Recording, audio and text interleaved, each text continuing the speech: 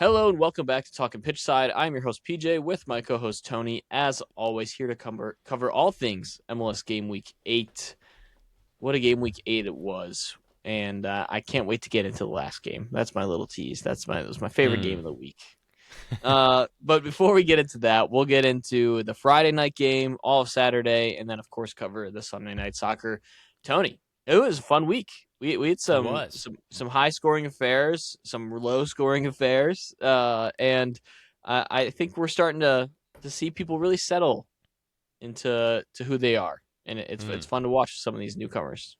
Yeah, it is. I do admit though, when I checked my phone at halftime when we were at the Cincinnati Chicago game, and I sent this screenshot, it was like Cincinnati Chicago 2-1, all hell broke loose. Then every single game was 0-0, all the 7:30s, and I'm like, okay, so everybody's watching this right now, huh? This is the one. So there was a lot of those games picked up, fortunately for all us viewers and fans in the second half, but there was dry moments that I don't think I was expecting. Normally those 7:30, every game goes crazy. I mean, like Austin Toronto Saturday afternoon was nuts.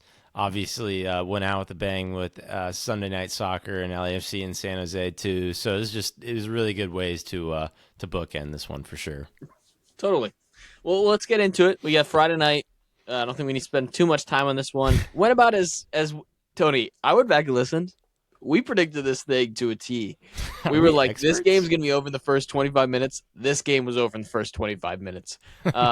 Vancouver just blitzed SKC to start this game, 3 goals in 29 minutes, and just saw it out to the end after that. I mean, and it wasn't even like see it out to the end. It was they probably should have scored more than 3, and SKC had a few chances that weren't really that quality of chances. And it was suffocation, and it was Vancouver just showing us again who they are.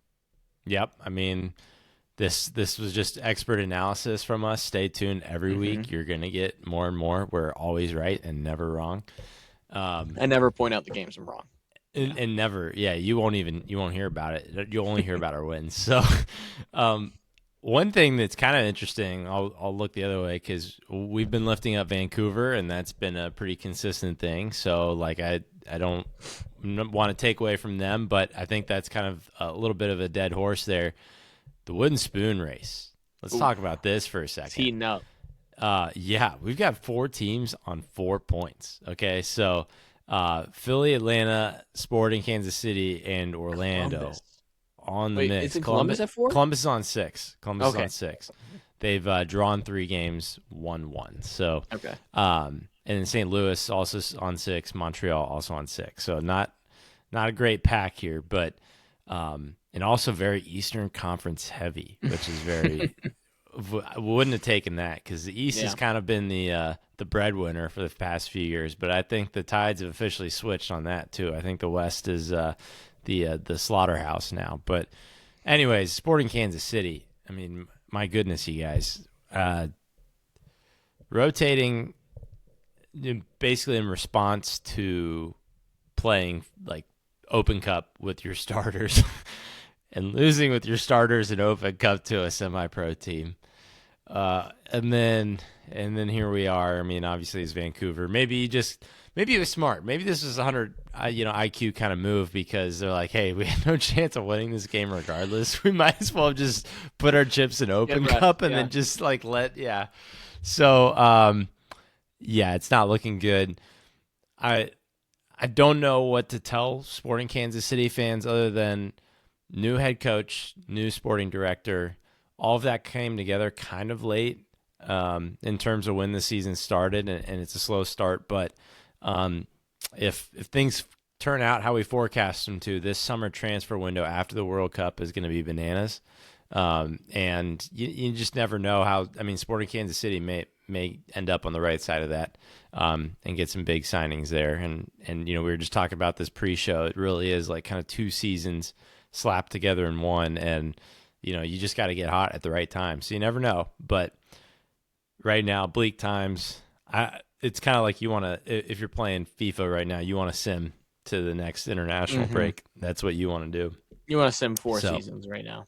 Yeah, that's true. 4 full seasons. Like at least, put in your transfer targets, let the guys scout them, sim to when those are done, and then you start making signings, and then like so. Yeah, It's bleak right now.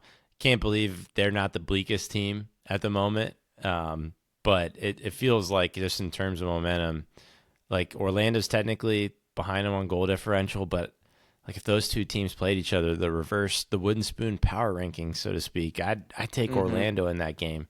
So that's it's a tough look. it's That's tough. enough said. Yep, Yeah.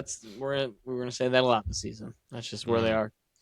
Credit to Vancouver, continue Yeah. to dominate these type of games. Games, if you want to be top of the table, these are the games you just got to take care of business and move on. That's exactly Yep. what they did. Speaking on that game that you previewed just a little bit ago, that game that went nuts in the second half, that was Toronto and Austin in our afternoon slate here. Uh, six or five of the six goals were all scored in the second half. Austin went in with a halftime 1-0 lead, and then it was Toronto just kept responding really in response. They took a brief lead. Austin scored, tied it, then took the lead, and then Toronto responded again to draw it up.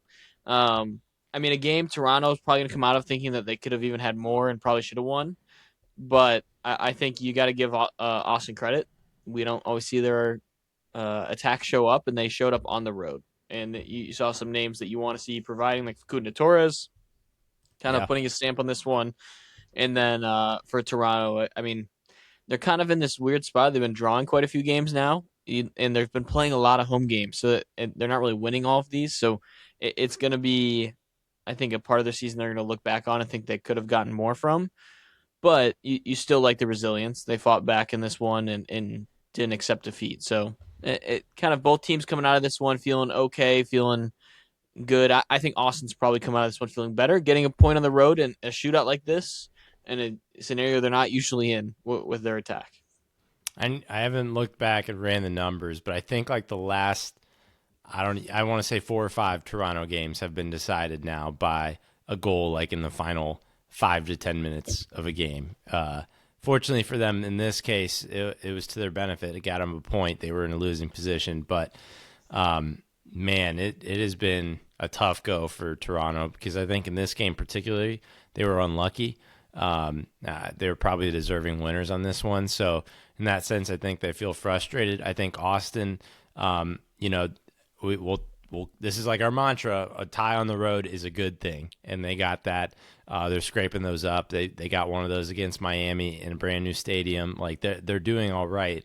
That being said, the table is not going to reflect, I think, how Mm-hmm. well Austin is doing in their season so far, because I think they're on 6 points as well, or 7 points. That's what they're on. So Yeah. they're not in a playoff spot currently, but I think that they're handling some of these tougher road fixtures pretty well. But like you said, I think that you saw the right names for Austin show up. Christian Ramirez was the other name that, off the Mm-hmm. bench, he gets his goal. It was absolutely insane goal, just really sloppy and rain pouring down, but they all count the same. And then the other person I wanted to shout out here was actually Daniel Shalhoub for Toronto, Mm-hmm. who was one Been of the quieter awesome for them. moves. Yeah, one of the quieter moves this offseason, but he's gotten it going so far this year for Toronto and been a nice, stable presence, especially while Mihailovic has been out. He's got 3 goals and an assist in 8 matches, so goal Mm-hmm. contribution every other game. He's holding well on his own there. So I want to shout that out too. And it's unfortunate for Toronto yet again, really. Mm-hmm. Yeah, they've got to be able to close out these ones at home and get 3 points, and that's what they've been able to do early on this year. And like I said, we talked about with Austin. I mean, draws on the road are good. The points may not reflect early on like what we're seeing in the last couple of games, but it's really like we said. There's 2 seasons going on this year. You've got the season Yeah. before the World Cup and after World Cup. You just got to keep your head above water. And in my mind, going into the World Cup, because you have more games after the World Cup than you do before. Or if you're just like in range of the playoffs, like whether it's in or right on the outside looking in, I mean, you can get on a roll after the summer transfer window if you bring in somebody and really bulk up your team and take a step forward. So they just got to make sure they're doing these little things. Like when they get the point in the road, they've got to win at home and they've got to stack up some of these points. So I still feel good about both these teams. I'm not like fully panicked about either one. I think they'll both be in the playoff scenario come the end of the year.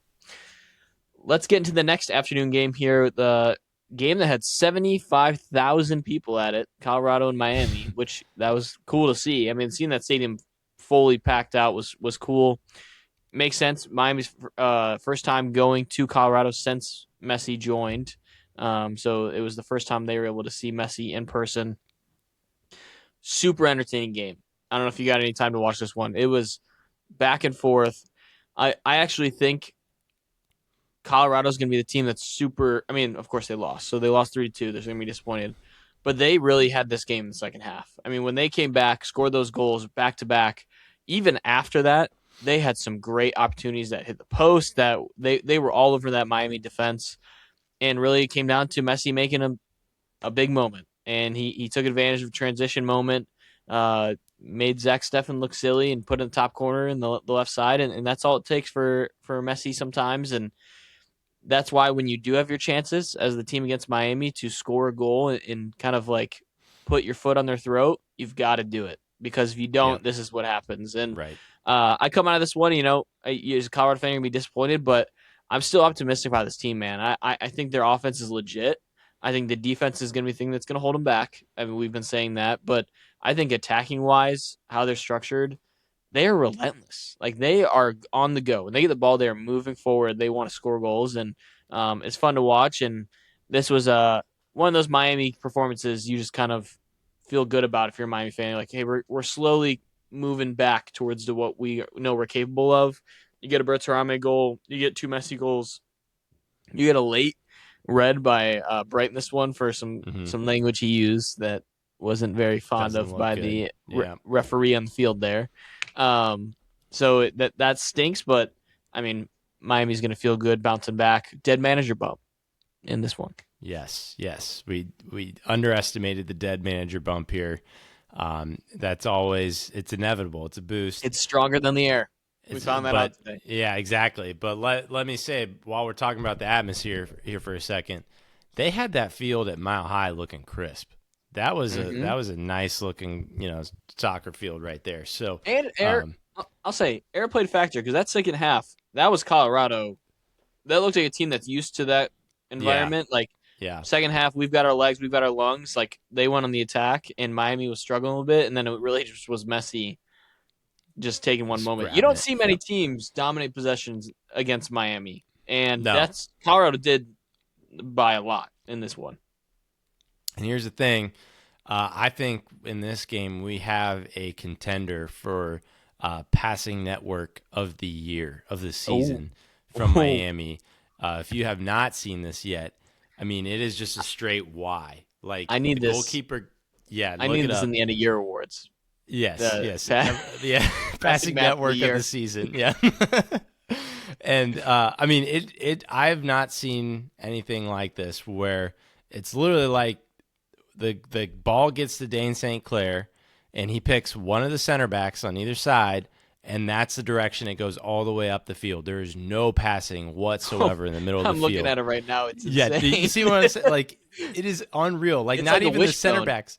It looks like Yes, a yes. wishbone. Yeah. It's insane, and not even like the center backs are barely passing to each other. Yeah. It's just like we pick a side and we go, and I think part of that is from the idea. I think that Miami in this game wanted to sit back a little bit, knowing that maybe that the altitude was going to be a little rougher on them, but I think also it's Colorado is now a team that is growing more and more confident on the ball and where I mean we know they're a gappy defense, and I think that Miami wanted to capitalize on that and say, okay, let's bring them in, and then we'll flank them, Hmm. find that space in behind afterwards. So I think that was the game plan there. It still took Messi magic to kind of rise above and get all 3 points on the road there. But I think that this is a Colorado team that, like you kind of said, like I mean, obviously they want to win, but don't need to hang their heads too low here. Based on this result and just kind of the improvement that we've seen Hmm. from them, just kind of year over year at this point. I was So, gonna say, um, like, there are some real contenders for, of course, year over year growth. Like yeah, we have Arcel, you have San Jose. I mean, the contradiction you see in how Colorado played versus last year to this year yeah, is insane. Matt Like Wells got the how boys buzzing. I mean, and we talked about in the preseason. Like I said, he was a coach of Tottenham. I'm a Tottenham fan. He was a big Ange Postecoglou guy. Like he brought him in, that's all out attack at all times, and you can see it. Like that's just what they Hmm. do. It's what he's installed, and I think they're gonna be one of those like MLS like sicko like. I listened to a podcast, Bill Simmons podcast, where he talks about NBA, and he says the NBA League Pass, and they're like the MLS like Apple Pass, like MLS Yeah, Pass team. That's like they're my guilty pleasure. Like if I want something entertaining to watch, I'm turning on Colorado because I yeah, know there's gonna be action going on. right. And who's benefiting from that big time is Rafa Navajo. He, Mm-hmm. I think, after this game, is the leader in leagues of goals plus assists. So, Yeah, even um, Yappy. yeah, Yappy came on off the bench and he's looked strong. So there's a lot of work with here for Colorado. But ultimately, this was Miami being Miami.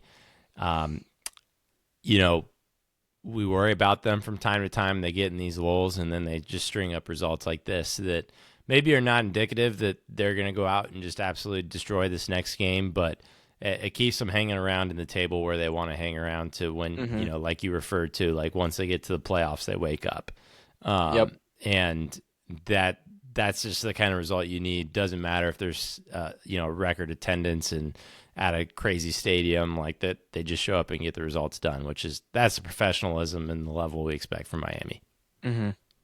Yeah. Other afternoon game here, we had Montreal taking care of business against New York Red Bulls.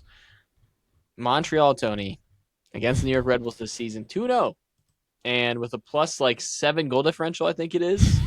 And then Yeah, against everyone else in the league, they are winless and they're a minus 15 goal that's differential. amazing. I don't know what Montreal has on the Red Bulls because Red Bulls have looked decent against everybody Yeah. else. It's whatever they have going formation wise against this Red Bull squad is just destroying them. I mean they're playing on the counter a lot against them. Like they're really like letting them control possession. They're just going, and that's what you saw. A lot of these goals ended up being. But it, credit to Montreal. I mean they're showing more fight than I thought they would. So I like to see that. But it's really only fight against the Red Bulls. Um, and I don't know what to explain. I don't know. I think I'm like a little just like lost for words. I just don't know how to explain this matchup. It just has to be a matchup nightmare, and that's all I can say to it. Yeah. Is Montreal just knows how to break down this Red Bulls team, and Red Bulls like is the complete opposite. They have no idea with possession how to break through this Montreal defense. I I'm just gonna stick with my hypothesis that I brought in the preview of this one, where it's just the way that Montreal presses kind of exposes some youth Mm-hmm. and not being able to maybe process or not having quite as much time, half second less to process and kind of do what your system asks you to do.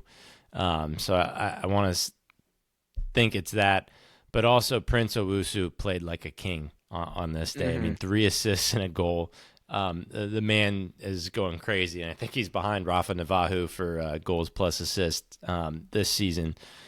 So it's just so funny, and also in a way kind of just disappointing that it's like, man, there's guys on this Montreal team that it's just like we could be talking about them so much more if they had a real team there. Like Prince Owusu would be amazing. Like Ivan Jaime, even I think there's like good stuff in him, but we're not going to hear about him too often because he plays for Montreal.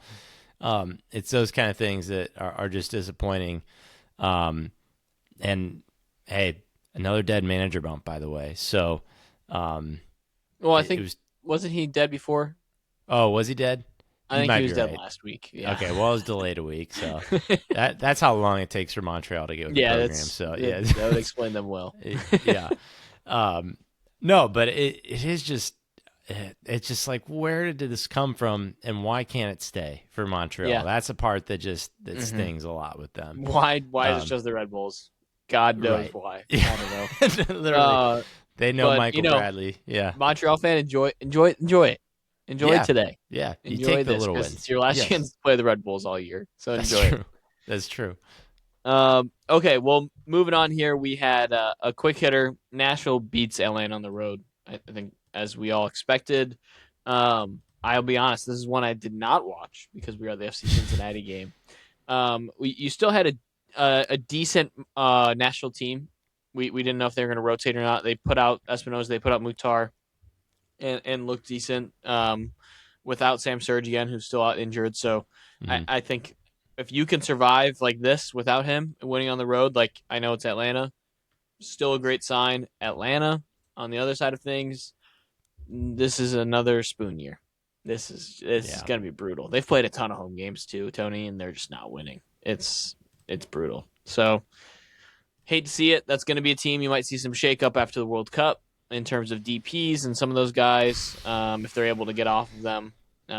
But we'll see. It just feels Yeah. like another season that's lost for this Atlanta team, and it's a shame because this team is so much fun when they're good in terms of that fan base and that stadium. Like they fill out the Mercedes-Benz Stadium well Mm-hmm. when they are going good, and it's unfortunate. It's just going to be there's been a lot of bad decisions in a row here for that franchise, and they're now just going to have to work through it and just accept that they made bad decisions and continue to see what they can do to improve. But I mean, if you're Nashville, feeling great, you're still in competitions and you're still winning the MLS. Has Man, this is mean. Has Latte Loth entered the conversation of worst MLS signing ever? Oh, I he did mean, last year. I know, but like it's heating up. I think. I was big on a rebound season. Yeah, Swing and a miss. I, it needs to be talked about. I remember it was either last year or the year before. Tom Bogert did a little segment like worst signings ever, and there was some kind of like really funny lore, just with Shaqiri's up like there. yeah, Shakiri's up there, but just like older MLS days too and stuff going on. Like I Mm-hmm. guess there's a story. I think it was Houston. Um, they signed somebody. So like amazing. This is such a tangent, but such an amazing story. There were like these guys in England that were obsessed with like I think it was like the South American League or something like that, just because make it their own deal. But they couldn't really watch it, so they wanted to get one of the guys that they were obsessed with to a league that they could watch, hence MLS. And I guess what they did was they went to his Wikipedia page and like amped all his stats. They inflated them, and that caught like the Houston's eye, and they ended up signing the guy. Not ever watched him, but just seeing his stats so they could watch him, and he turned out to be a total bust. Thank Uh, thank God we've grown as a league. yes, there's stories like that that like okay, is Latte Loth really that bad? But um, those are the like kind of thing. Like that's where we're the territory we're entering with him. Is I'm also interested. Like, could we see this end in like him being like a cash for like where they're just eating a ton of the contract and someone's just like, we'll take him on, who's gonna and take him? like imagine he's just like awesome because he's just not on a shitty team. Like Yeah, he's just like that's what's hard too. It's like he's not like a do it all striker. Like he is a fox in the box. Like I need the yeah, ball served to me type of guy, and they don't have that at all in Atlanta right now going like in any way. yeah. And I don't know. I think it's probably both. I think that it's bad distribution and bad finishing, which we've seen over and over with him. Mm-hmm. But I wonder if it's like a mojo thing. If he were able to like go to a different spot, like would it change anything? So, Yeah. He but well, at one point he was like right now he's in the 15th percentile touches. So like he doesn't get a lot of the ball. I think it's been worse at points last year, which I think that's systemic in another way because like you're going yeah. to pay this much money for this guy and you don't even get him the ball. Like that's Mhm. a problem in and of itself. But yeah, that's rough. And the only other thing I'll shout out with this is a nice little story that some people are talking about, but I think it's worth echoing. But Shaq Mohammed, who like third string striker, comes in, scores the second goal at this one with a selfless layoff from Hani Mukhtar. He's a younger player that came from Orlando's second team, but you can see in the celebration with this goal, he was pretty emotional and saying like, thank you, bro, to Hani as he's running up. Oh And yeah, that was great. um, yeah, and I guess there's comments after the fact that like, he was saying like ever since I showed up here, I mean, he's been my big brother and showing me around and all this and that. So just a nice little feel good to staple into this one as well. Mm-hmm. Totally. Well, we've probably gone 2 minutes too long on that game, Yeah, we said that was and a quick header. And here we are. we'll go into FC Cincinnati game, the one we were at. They draw Chicago at home 3-3. ended up being a doozy of the second half. So it went up. Chicago was up 2-1 going into the half after a late penalty, and they score quickly out of the half, and then FC Cincinnati respond 2 goals. I mean, in person, Hugo Kuiper's goals were unbelievable off the volley. You got to give him credit. I mean, looked like identical goals he scored off the volley that put them in that 3-1 spot. Cincinnati's gonna come as one. I said it. I feel good about their offense coming into this. Their defense is a real problem, but they should have won this game. I mean, when it came down to it, just the chances they created. If you even go look at it, you didn't watch the game. Just look at the stats. They created so many chances, had so many Yeah. shots, and Daniel Valenzuela had a one-on-one with Chris Brady in the end, and just topped the ball right to Chris Brady. And if he puts any pace on that ball into either side of the net, it's a goal from about 5 feet out. So they really should have came away with this one. They're going to be disappointed they didn't. I think it's good they showed a fight, but in the end, they've got to start winning games, and the defense has to show up because the offense, I feel like, has now shown a little bit of fight the past couple weeks, and the defense is still becoming an issue for them, as we've seen over and over. And credit Chicago. We say it. You need points on the road. Now they're going to be a little disappointed, I think, because they had this one 3-1 in the second half, and they think they probably could have gotten all three. But if you draw on the road, you're going to be in the playoffs. If you Yeah. draw on the road, win at home, games at home, you're going to be in the playoffs, and that's what Chicago's doing right now. And they had only scored 5 goals or 6 goals coming into this game, I think, all year, and they scored 3 today. So offense coming back to life a little bit. Hugo Kuiper, welcome back. Yeah. And I think they're Zinkernagel looks great in this one for them. He had his identity all over their attack, especially in the first 60 minutes of this game, because the last 30 plus were really FC coming back and really probably should have won this game. Yeah. I think this one speaks volumes for Chicago in the sense that we were touting them for being, bend, don't break in previous matches this year. This is kind of the first one for them where it did bend and broke at the end, and they gave up a big lead, in the second half on the road. So I think that they're kicking themselves. This is definitely one of these games where both teams are frustrated. Pat Noonan clearly frustrated in a lot of the post game comments. I don't know if you saw the interview with Andrew Wiebe and stuff, but he's upset with the moments where it just looks like this team turns off, and like he said, like he's gotten to the point where he's just like, yeah, I like the fight, I guess, but I'm tired of something needing to happen before they turn on. Yeah. And that's a big issue there. But this game was an interesting game, very open, 41 shots across both teams, 15 of those on target. So it was really pleasing to the eye, especially as a neutral. You had a lot going on here. I do think that, honestly, this was a little bit of something like kind of a type of game that both teams needed to play, in the sense that Cincinnati needed to get a little bit of practice feeling like in front of somebody's net, and Chicago tended to like sit back a little bit more. They've done that a bit, and because they tell themselves they're bend don't break, but that got Cincinnati in dangerous spots pretty often, which they don't see themselves in very often so far this season. So it was good reps. I mean, to say the least, out of all of that. And the same thing with Chicago. I think when they play a series, I don't know if we can call Cincinnati a serious team, but when you can play like an attack that has some serious names on it, there are things you need to do in that bend don't break that solidify things and hold up a little bit more of a line. Like that midfield pivot for Chicago, I saw kind of fail a few times, which let Cincinnati walk up. So a couple things like that draw away from this, but I think both teams frustrated. Both teams hit the post twice in this game as well. Like, I mean, if one or two of those shots is a few inches over, we could be talking about the context is very different either. So the margins were really thin here too. Mm-hmm.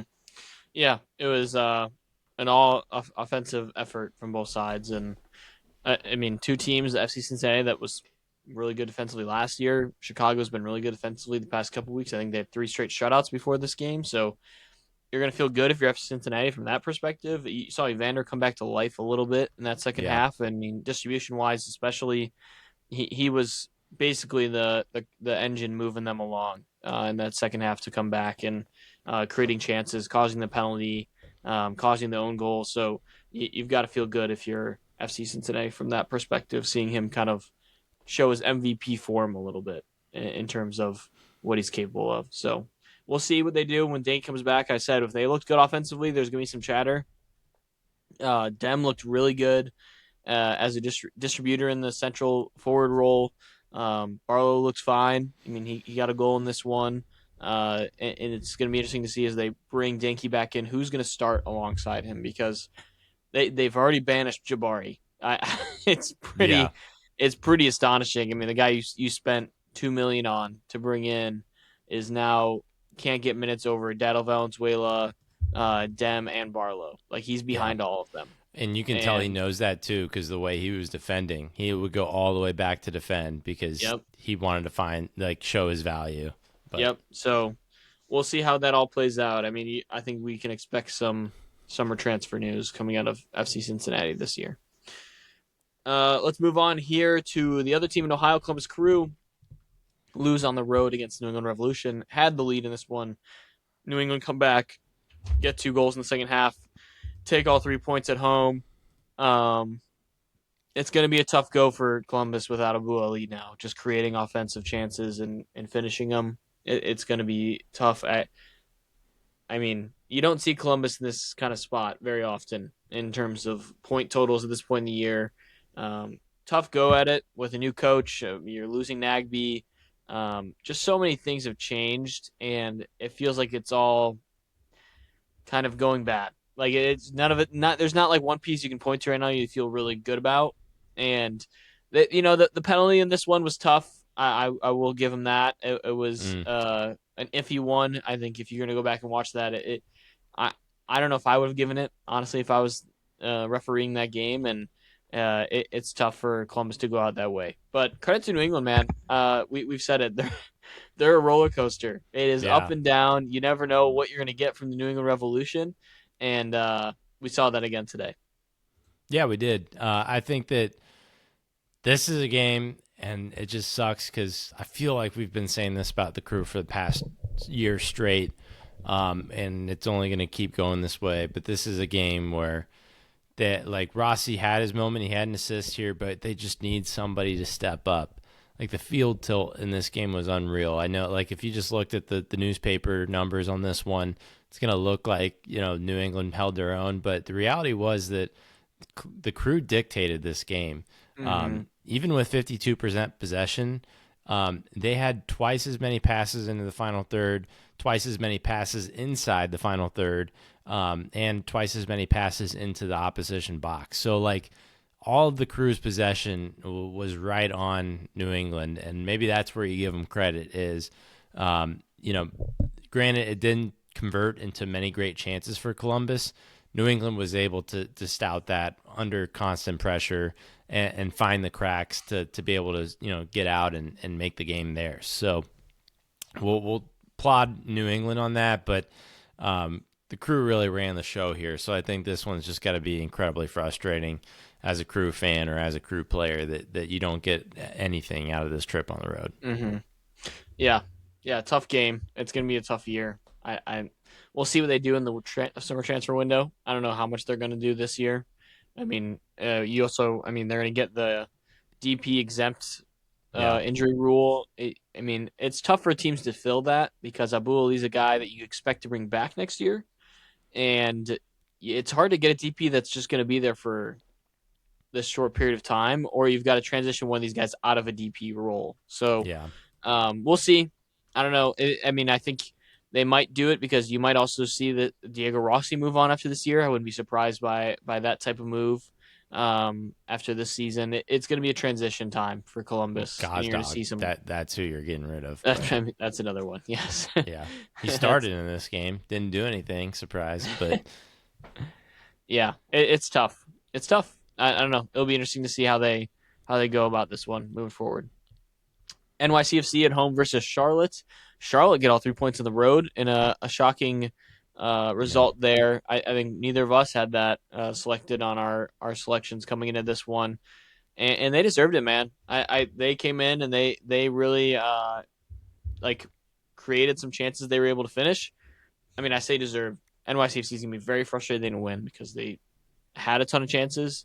Hmm. But if you go back and just watch some of the, I had to, of course, watch some of the highlights in this one.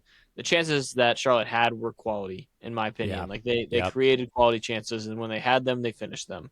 And of course, they get the second goal late, and then NYCFC gets a response really late in this one.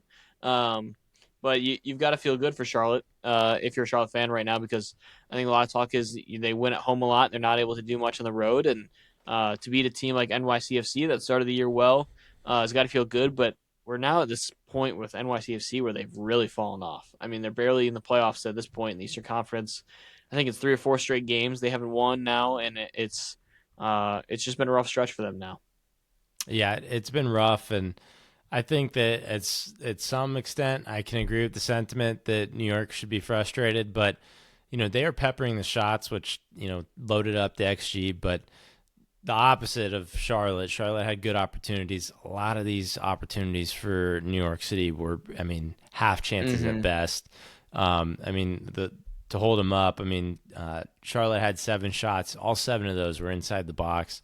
New York City had 23, and it looks like to me about 8 to 9 of those were outside the box. So that's still 15 in the box, but it's just the XG per shot, the opportunity, just they did not look the same.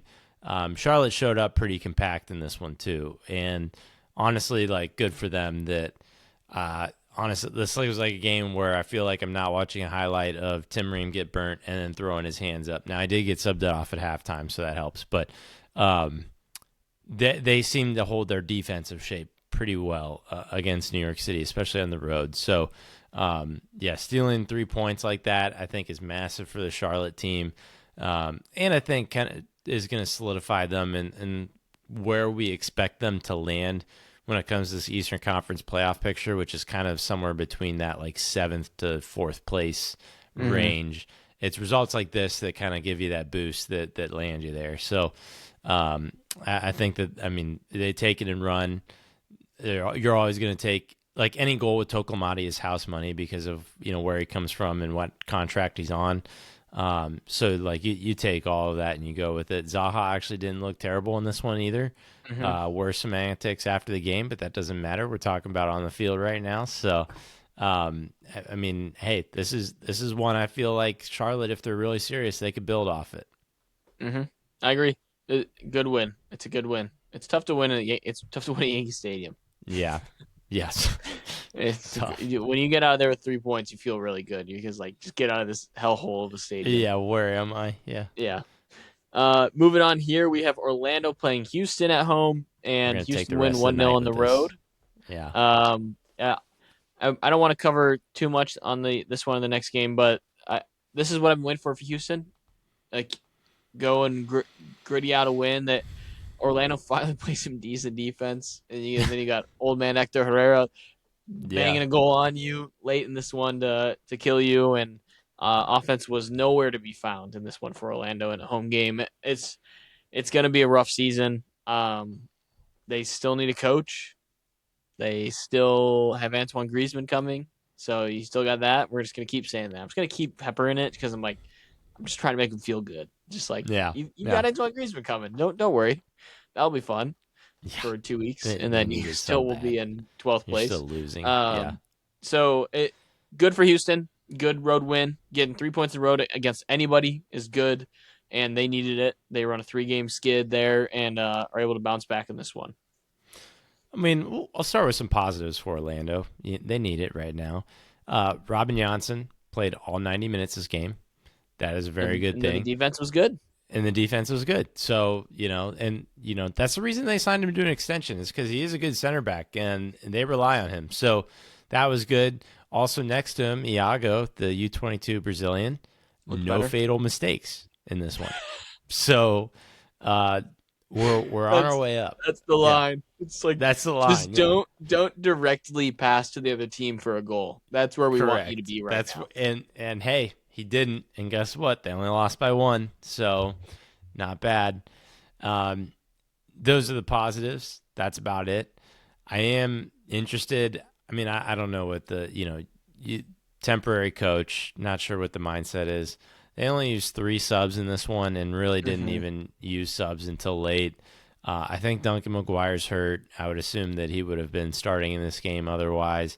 But it feels like we're just feeling the effects of a really shallow roster in Orlando right now too, which is kind of mid Well, rebuild for them. it's But also it's like a roster that hasn't evolved in it feels like 3 to 4 years. Like it's yeah, just like you're just right. like looking at these guys. Like even when Duncan McGuire's there, you're just like this guy was supposed to be transferred 3 years ago, and now he's just still here. And Yep. you've got guys that have just been around for a while, never really hit the heights I think a lot of us thought they might have hit, Hmm. especially in MLS regular season and playoff play. Of course, they do have an Open Cup to their name, so you got to give them that. But I don't know. It's like I look at this roster, I'm like I feel like I've been seeing some of these guys for years now, and it's just Yeah. some of the same. And Right. yeah, and that's partly because you had a coach who was wanted these guys, and he's now gone, and now you have to wait till the next transfer window to really transition some names in and out. Yeah, and Muriel was a step back. Also worth mentioning, Paslich was not available in this game either. Which I mean, he always provides a nice attacking boost for this Orlando on the outside. So tough look there. But we'll celebrate Houston for a second because this is an important road win. They were on a skid, so Orlando coming kind of at the right time in their schedule for them to raise that above. Hector Herrera, he's back. Enjoy it while it lasts. But I mean, guys like Boguj and Guilherme didn't have terrible games Mm-hmm. either. Lawrence Anale continues to be a pest for this Houston team. And honestly, more often than not, when you see Houston pop up on the goal sheet, Anale's got something to do with it because he Mm-hmm. has just caused a lot of problems for defenses, whether that's kind of the first action in Houston's attack or the last when he's scoring. He causes problems. So there's things to work with here for this Houston team. Will it be hard enough and fast enough and soon enough to like do some serious damage this year? That's what's yet to be seen. There's scenarios that play out in your head where you say, yeah, you know what? I can envision them scraping together a few wins in a row and then making the playoffs and then maybe like upsetting somebody in the first round. There's also, versions of that in your head where this is as good as it gets as a road win in Orlando, and they kind of continue to float around and struggle and pick up random results, and don't really amount to much. And that's kind of the Mm-hmm. Houston that we have seen for honestly large parts of the last 2 or 3 years. So um, hopefully it's not that version, but I guess this is not really the result to make that kind of takeaway, Yeah. just given the state that Orlando's in right now. Yeah. Moving on. Philly and DC happened. Yep. 0-0 draw. Yep. Yeah, that's all I got in that one. These two Have teams, you, that was a very deserved result for these two teams and where they're at in their season. And I don't know. This Philly team makes me a little sad. Every time like I see them, like I mean, if you want a little more depth, like they should have won this game. They had all the yeah. chances in this one and they couldn't score. But been the story of their season. Like that's just what this team is, and these two teams are going to be near the bottom of the Eastern Conference for sure. What's with both these coaches only using 2 subs here? I don't know. That's That it felt yeah, like they made an agreement that they were just going to draw. That's what right. this game felt like. Did you see the debacle about the DC United GM using ChatGPT for LinkedIn Yes. posts? That's Hmm. riveting stuff right there. When this is what we have to talk about right now Yeah. instead of the game. Sean Quick side Johnson note. looked good. Quick side note. That has nothing to do with this game, but I was more. Yeah. It has to do with AI. Did you see that reporter on the sidelines in like a baseball game was like putting in her phone? Like someone caught it. Like it was like a Yeah. silent reporter was like good questions to ask after a tough loss in a baseball game. I'll I thought I saw something. Maybe I'm screwed up, but like someone was like defending it, and I don't know if it's real or not, but they're saying like that reporter just had a stroke or something, and so they're getting back into like Why would you do that? remembering. Don't make me feel bad. I no, I just look. I don't know if it's real. I thought maybe you were like gonna be like, That oh yeah, that was or that wasn't. feels fake. Like If she, you know what? You know what? I'll bounce. I'll fight back oh against the man, stroke victim. If you're good enough to work, you shouldn't need AI to ask questions.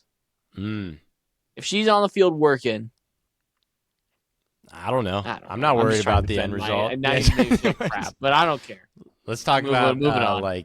NFL draft or something right now at this time This too. this We is can where hit all the DC Philly sports. gets us. I'm talking about Yeah. stroke victims. That's what happens when I because everyone in the crowd felt like a stroke victim watching this game. I'll say it. Oh jeez. Oh jeez. Yeah. I mean, it was not a good game.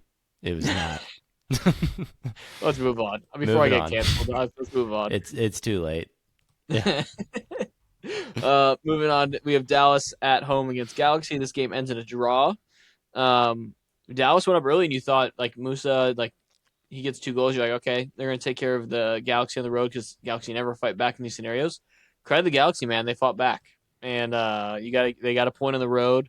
Paintsill, Tony, Back. Paintsill is alive. He's alive. He gets a Back. goal in this one. The second half is going to result in Dallas thinking they should have had all 3 points because they had the better opportunities.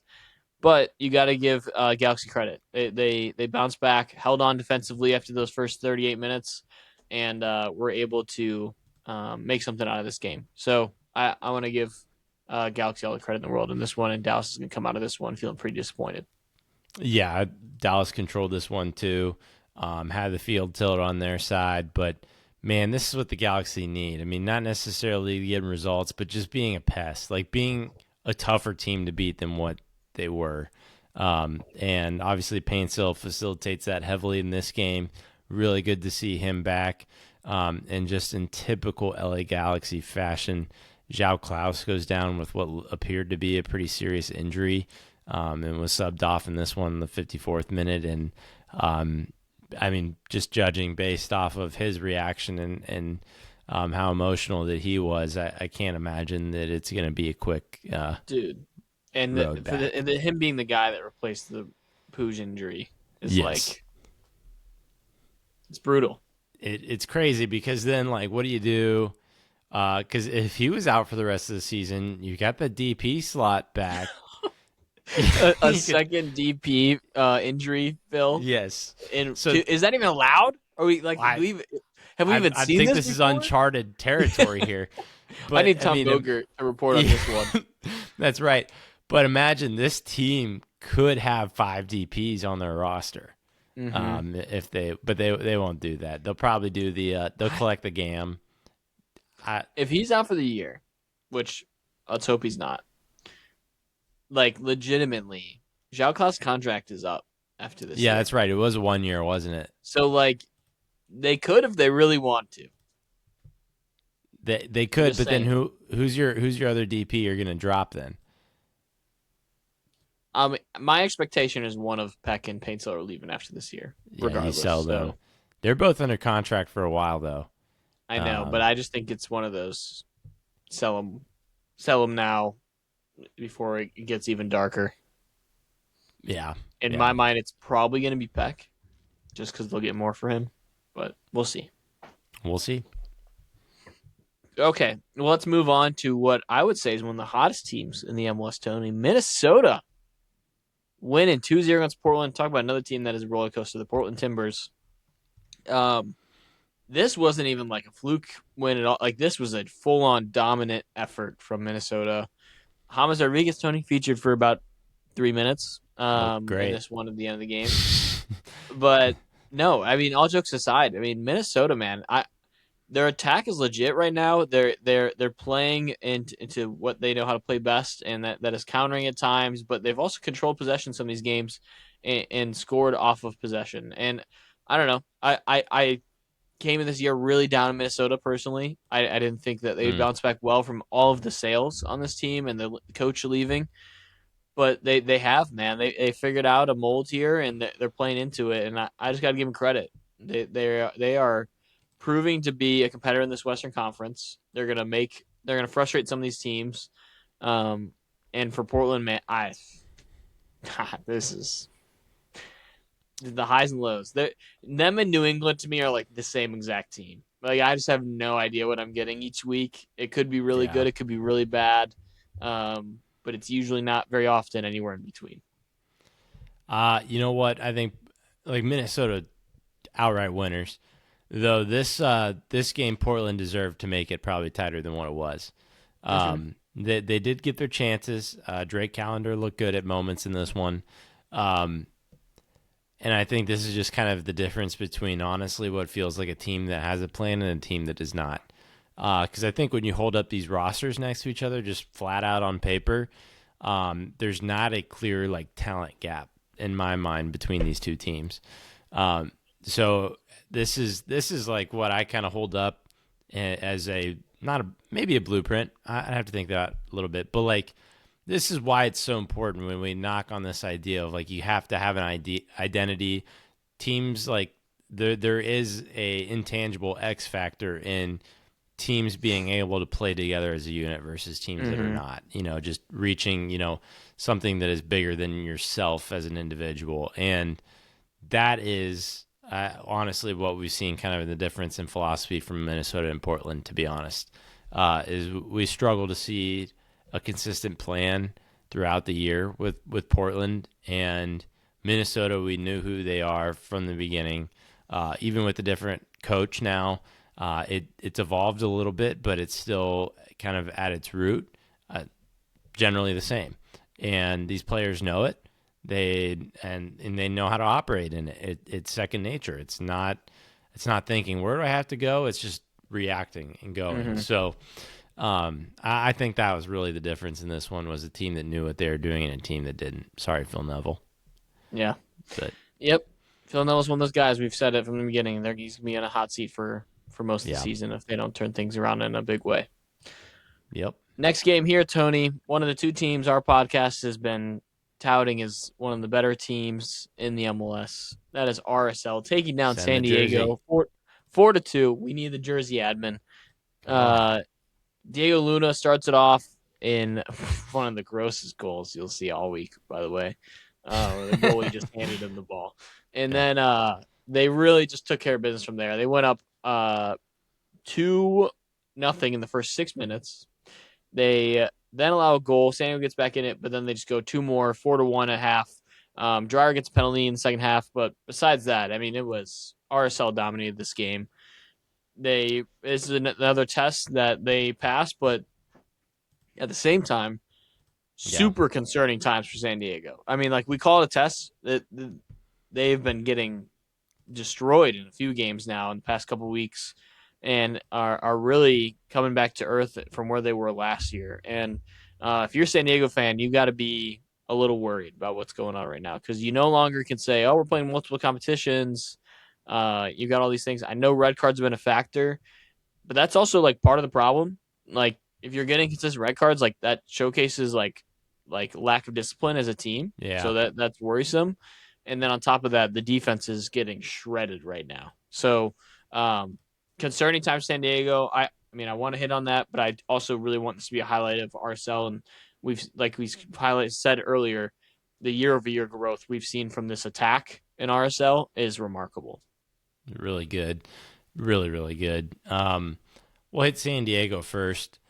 Here's the real part when you talk about the tests is I believe this is the first time that the way that San Diego's roster currently stands, this is exactly how they wanted to start in the attack with Lewis Mm-hmm. Morgan, Anders Dreyer, and then Barkson's their first option at striker.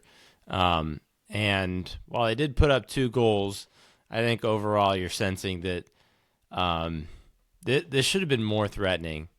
If this was truly a threatening attack, then RSL would be have to respect it more, and they didn't. They were up. I mean, you saw that first moment, Luna goal.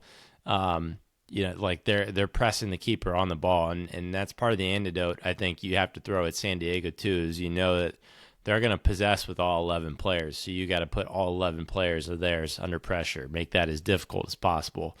So I think RSL came in, they executed. But man, this right now is one of the better versions of San Diego that you can get. I mean, you put in McVeigh, he's coming back, he's serving a red card suspension. But just the way this roster is, it's not like you turn around and say there's better answers. Maybe CJ Dos Santos in Mm-hmm. net, but it kind of seems like he lost his starting spot too. So that's the scary part about San Diego is you're stalling out and you got one DP on this team, it just feels like they're pretty underserved right now when it comes to who they have available and like who they're waiting on and injuries and those kind of things. But we'll shift off them and go to RSL because man, they're just a wagon right now. Salons, I mean, brace in this game, Sergey Salons. But he has like got 5 goals already. The 23-year-old, and I don't even know where he came from before this. I think he was at a second team somewhere in MLS Next, but it might not have been RSL. Oh no, he came from Girona FC2, so the second team in Spain, but still young player. They're RSL, and this has kind of opened up a larger conversation, I think, across the league as a theme this year. But like a lot of these young players are really stepping up and is starting to shine, and it's really challenging the mindset of like, do you go out and buy the big name striker, spend big dollars versus can you develop, can you promote within, and right now it just feels like there's a ton of momentum for the first option with developing players from your academy, finding gems in the rough in other academies, and making them flourish. And that's just happening with RSL right now is they're getting these young guys pop off. But even DP and Gulavogi, he gets a goal. I believe it was his first MLS goal, and he's been good. He just hasn't had that finish yet. But they are just finding ways that they're operating off of all roster mechanisms right now. And I think that's the beauty of RSL at the moment is every angle that they've looked at to acquire a player, that player has made an impact in some way, shape, or form. So that's the credit to RSL, and that's why we'll continue to watch them be pretty strong throughout the season. Yeah, and then that's the opposite of what it's been years past. Like it feels like every Yeah. signing and new move they made was a miss, and it's kind of all coming together at the right time right now. So credit to them.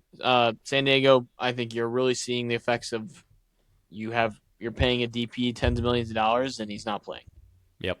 Like when you're down a roster spot, it's going to show eventually, and that's what's showcasing for San Diego right now. Moving on here, last game on Saturday we had Seattle really beat down St. Louis, a team that I thought maybe would make this more competitive than it was. Christian Roldan shut that down really quick. Yeah. I want to give him his flowers really quick, by the way. Dude's just been at Seattle forever and is going to be on the U.S. men's national team. Like Yeah. in my mind, that's a guarantee. At this point in his career, for him to be doing the things that he's doing still is impressive to me. He's evolved as a player over time, and it really, to me, when I look at this version of the Seattle team, like I know that people will say like Jordan Morris, some other names, but like he to me is like the glue of this team that has like kept it all together over this transition time of like the newer age players now coming into Seattle. Like he is that guy in the midfield that's just running the show and continuing to work hard, and I think you saw that today, and it was a professional performance by Seattle. They really just saw a team that was not near them talent wise. I think you had even said that in our preview. You were just like, these two teams talent wise aren't close, and Yeah. that's what this came down to. It was some veterans in Seattle that know how to win, and they showcased that. Yeah, I think that St. Louis is definitely going to kick themselves in the roll down goals. I mean, it's never good to let up a set piece goal, but to let up the exact same set piece goal, like in a span of 15 minutes, I think they're really going to kick themselves for that. And I promise you, whoever's fault that was, they will never ever forget that, and we'll make sure that does not happen again because I know exactly how that film room looked. Well, today as we're recording it on Monday, but yeah, so I feel for them there. But yeah, I think that this is ultimately, we're just talking about who can rise above, and that was not just Roldan. Rusnak has a penalty, but even they dig in and get Ozazi Rosario a goal, the league's cup hero, but they can fall back onto their bench and they just have that depth. Really, is what that is the difference here And they're that finally St. Louis healthy, doesn't have. Yeah, like healthy-ish. Like healthy-ish. this team in the past 2 years has had 3 to 4 decent names not Yes, playing and they basically still at a do. time. They still do Yeah. because De La Vega's out for a while more. Hmm. Yamar's out right now.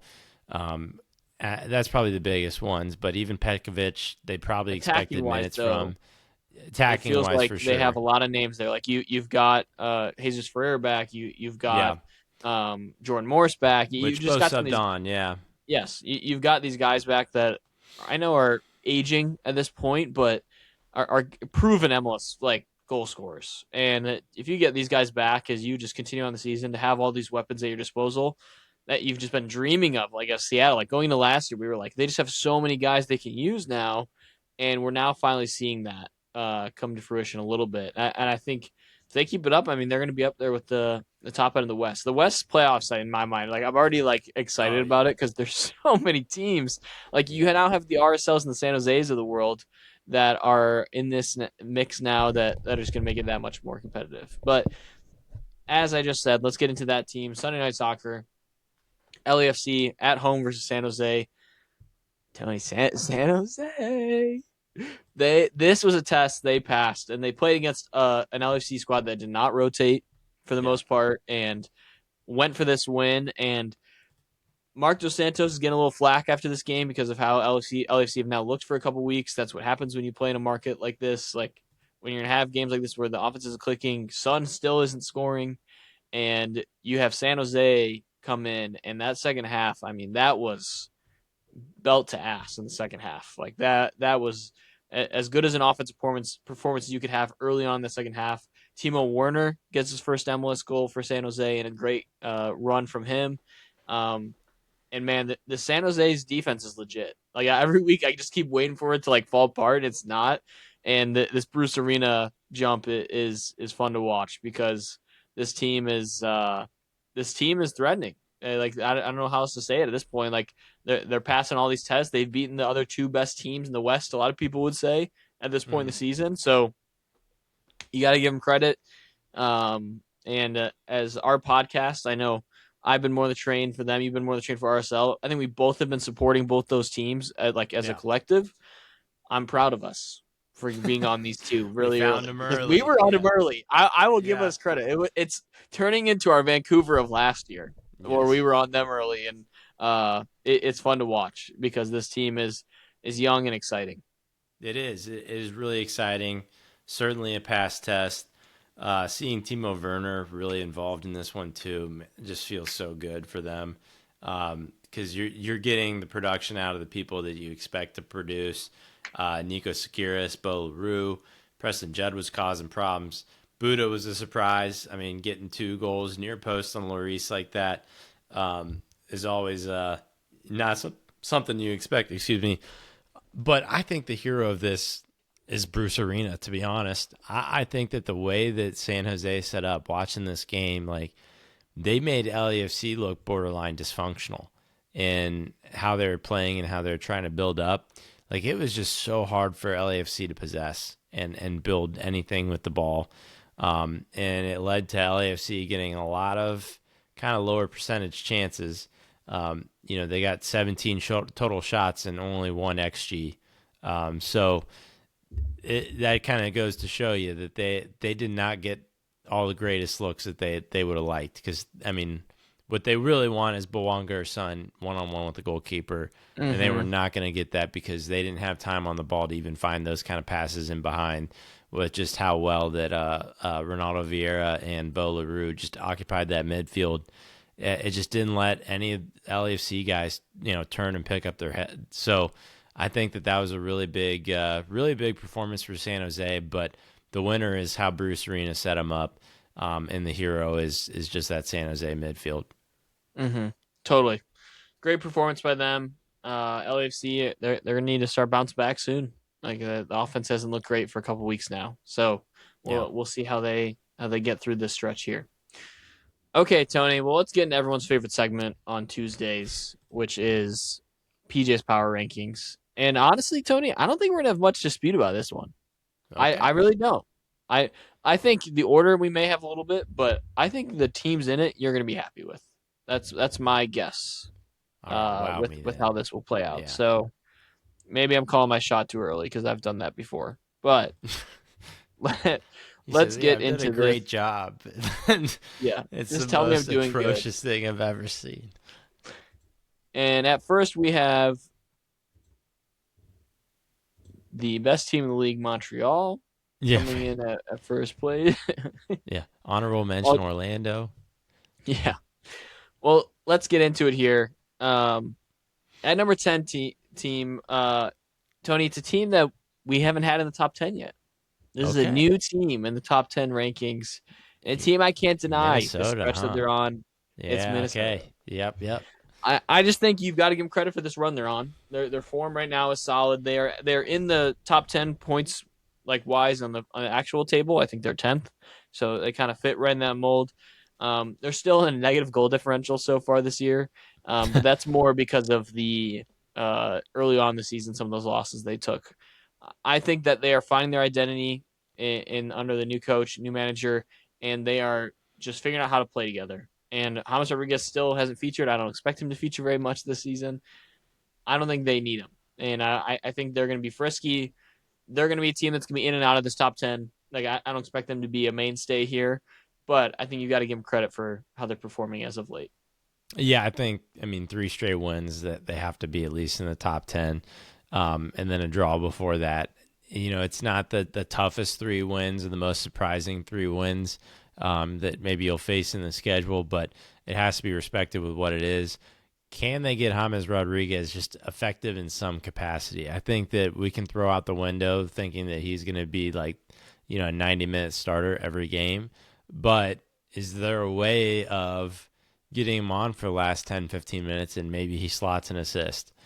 That's what maybe they could take the next level, at least get him to the World Cup break with, and then kind of regroup after that. Totally. The next team here, there's one team that's missing this, so I'll bring him up at the end. You'll notice them as I'm going about this. Okay. Uh, Next team I have here is FC Dallas. Tony, I Hmm. know they drew at home against the Galaxy, didn't have the best performance. I still believe in that team. We've talked about it. I think you've been outspoken too. Like this team, if they can get anything outside of Musa going, like they're going to be a team that's going to contend and be in the playoffs for the Western Conference. I still like this team. I still like what Musa's doing, and I'm going to leave them at number 9 for now. I think they deserve to be here. Yeah, I think this is like a 9A and 9B now that I think about it with these two teams. Dallas has struggled a little bit in some recent fixtures, but I think that you got to like them a little bit more just because you can trust their offense a bit more, and their defense has been fine.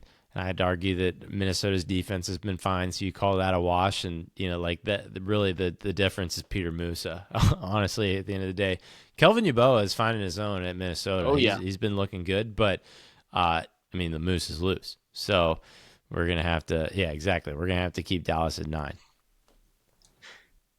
Okay, in the 8 slot here, Tony, I have the Chicago Fire. Um, Hmm.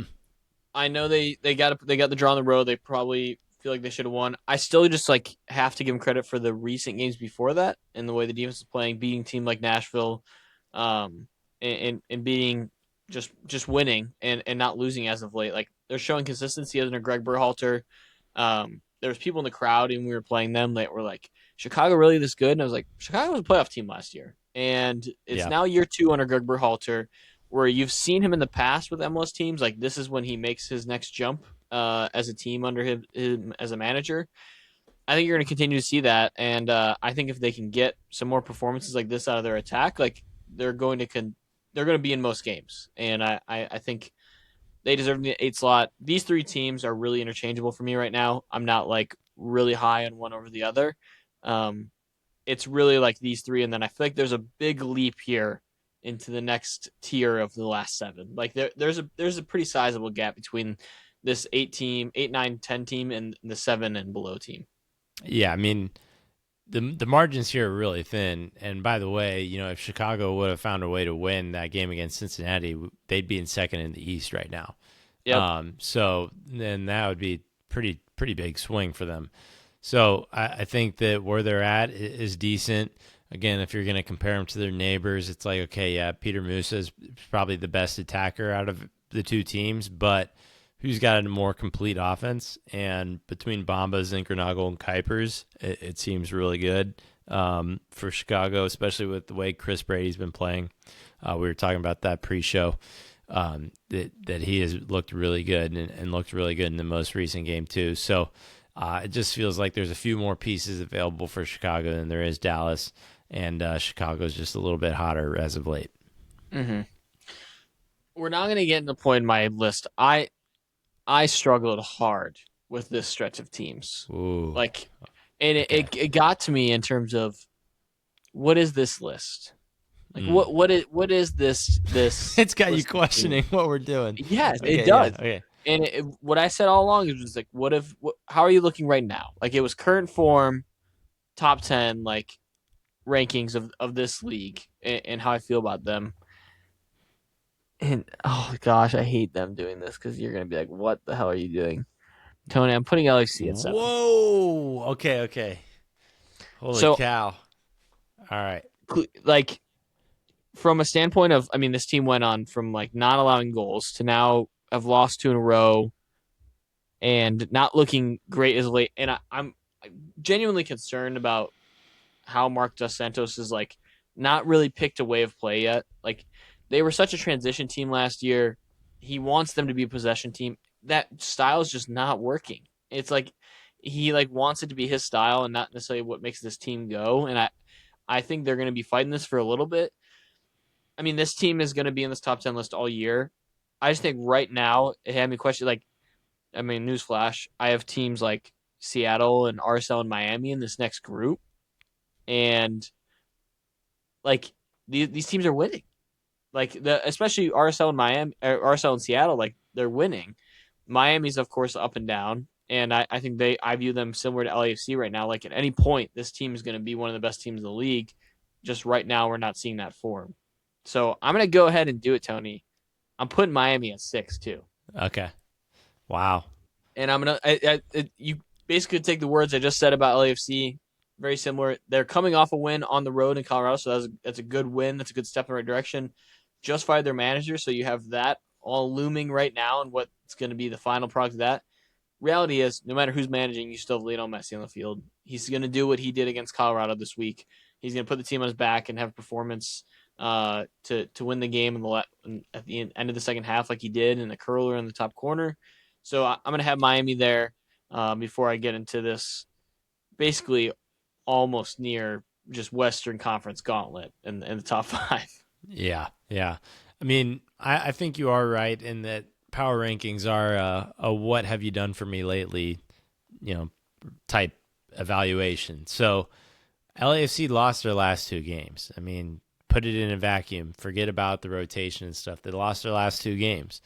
Is that a team that you can put in the top 5? I just probably not. So I get where you're coming from with that.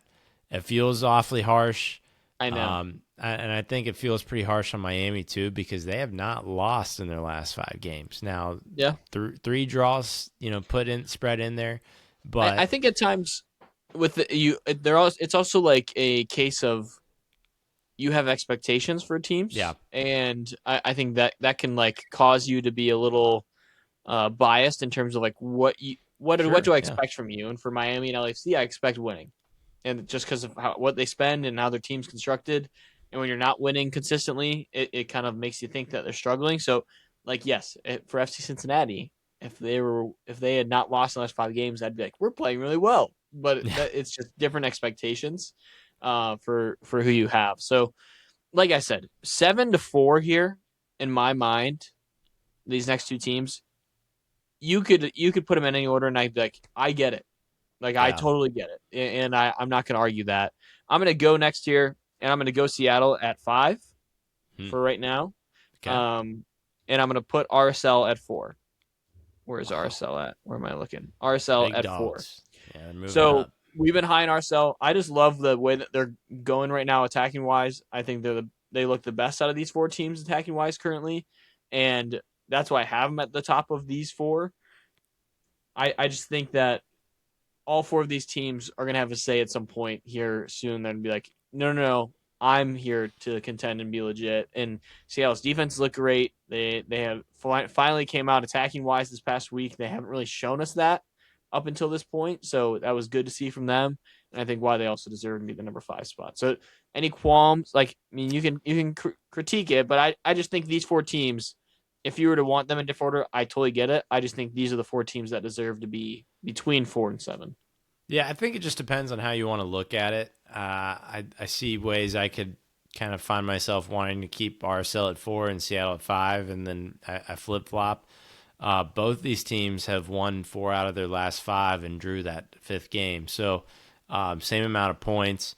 I will say though, the one thing that's kind of trying to swing me a lot is in that same period. I mean, Seattle's only given up 3 goals in the season, where RSL has Yeah. given up 10. The defense, there's certainly layers to that. Now the other side is RSL's scored 6 more goals this season, so they're a little bit more lively up top. But it just feels like what Seattle's doing is it seems a lot more stable, Mm-hmm. and with that, I can trust that, knowing that, like, and we've seen this lesson for a while now, that when injuries fluctuate a roster, there's still a level of consistency that comes out of Seattle, and what you expect from them versus Mm-hmm. RSL.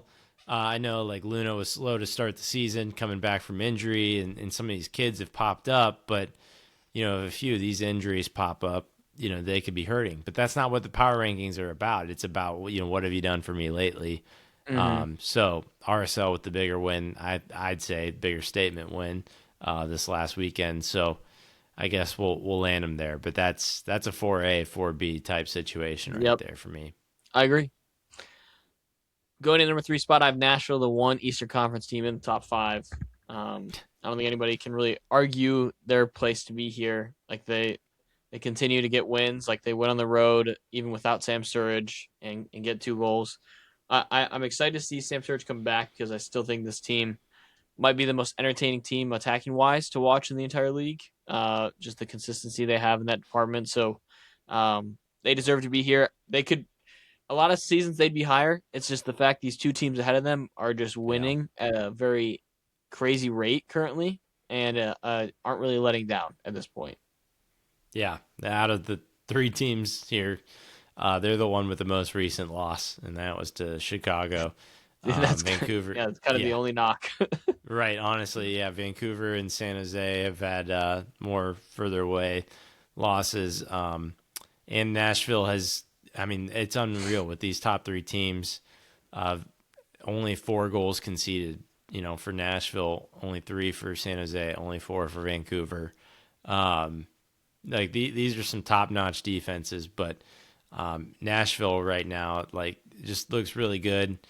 I I tend to lean towards a talent like San Jose had the more astounding win, so you have to give them a higher rank. But, like, I think I would trust Nashville in the matchup against San Jose, that Nashville would win it. But that's only my only qualm with it. It's really it's tough to decipher between the positioning there. Yeah, and honestly, I'm gonna preview. I mean, we said it's San Jose and it's Vancouver in this top 2. Yeah, I had a really hard time with this. I'm very high in the San Jose train. I was joking in our chat like they're guaranteed to be number 1 in the power rankings. yeah, It's weird because San Jose did beat Vancouver, and that happened. yeah, Now it was the rotated Vancouver squad, so it's like you can't fully get on them for that. And Vancouver's coming off being number 1 in the power rankings last week, and they dominated again. So yeah. it's tough there. I'm going to keep Vancouver as number 1, Tony. I really Okay, wanted to yeah, do it. I really want to do it, but I don't think I can knock them for going and just beating the crap out of SKC. And I know the San Jose win is super impressive. They're going to continue to be really good. Like I'm super high in San Jose. That win versus LAFC was legit, and as legit as it can be on the road to win 4-1. Like that is a tough assignment, and they passed it with flying colors and more than flying colors. So I mean, if you could have caught me in a better or worse mood, I might be putting San Jose in there right now. I just sat on it for a little bit, and I was like, I'm not going to fully knock Vancouver because, like you said, it's what you've done for me lately, and they probably have the best case for being number one if that's the only criteria. But also, like, they're still a little part of my brain. I'm like, if I put full strength Vancouver and full strength San Jose on a field, like, who am I picking? It's still Vancouver, and one because of the talent, and two because of Vancouver when they've had full strength this year have looked incredible, and Yeah. they continue to do that. So I settled there. I know you're probably expecting me to go all the way San Jose, but it I slept on it, and I felt good about this list. Yeah, I was I did think you were going to go number one San Jose. I was ready to argue it, but I think this is ultimately the right pick. At the end of the day, for me, like even if Vancouver, I don't know if you want to call it struggled, but only beat Sporting Kansas City 1-0, they'd have a better goal differential than San Jose right now Mm-hmm. because Vancouver's just been playing lights out. They have 5 more goals on the season. It just there's a level, there's a higher gear that Vancouver is hitting that San Jose is just not quite at. That's not to obviously take away from anything that San Jose has done. The game last night against LAFC was massive, and we've talked about that as a huge test. And I think that San Jose officially has kind of marked their spot, put their flag in the ground, and a lot of people are on alert about them now that this is a good team at the moment that's flying. But like you said, Vancouver, when everybody's available, that's a team that's just a little bit scarier to play against when they're operating. So I think that's ultimately the right call. Yep, I agree. Okay, well that's gonna do it for our power rankings this week. I feel good. This is the best list I feel like I've had so far. Wow. I feel like the 10 teams I feel great about. The one team I didn't have in here was Charlotte, which I think could have been arguable. Mm, Coming off the road win, I just don't like they're up and down, so that's why I was like, I don't really want to be in this right now. yeah. But if they win next week, I can see the argument for them jumping into the top 10. So And I'm surprised we didn't get a Colorado mention either. That they I mean, probably they're coming would have. off the loss, so I've Yeah. gotta knock them a little Right. bit. They're right outside them and Charlotte, are right outside looking in. So Fair enough. still, you can feel good about them, and they cannot be in the top 10. So, um, okay, well that's gonna do it. We have midweek games, just so everybody knows that is a We thing failed to mention. Yeah. that is happening. So we're not gonna preview that. That's just been too long of an episode. But there's gonna be a ton of games Wednesday. We're gonna do a quick hitter recap on Friday's episode of all those games before we preview the weekend. Do a letter preview. We'll probably just pick and choose some of both to really hit on and to cover. So keep an eye on that. You've got a game on Wednesday to watch if you're an MLS fan. Enjoy your Many. Wednesday night. Sit on the Yeah. couch.